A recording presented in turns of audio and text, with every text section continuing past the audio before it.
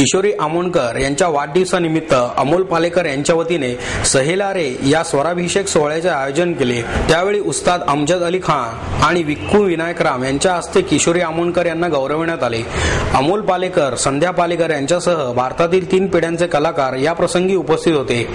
नव्या पिढीच्या कलाकारांना आशीर्वाद देताना किशोरीताई म्हणाल्या, भारतीय शास्त्रीय संगीताला एक उच्च स्थान आहे। ते जितके उंच होईल तितके मोठे करण्याचे काम कलाकारांनी करायला हवे।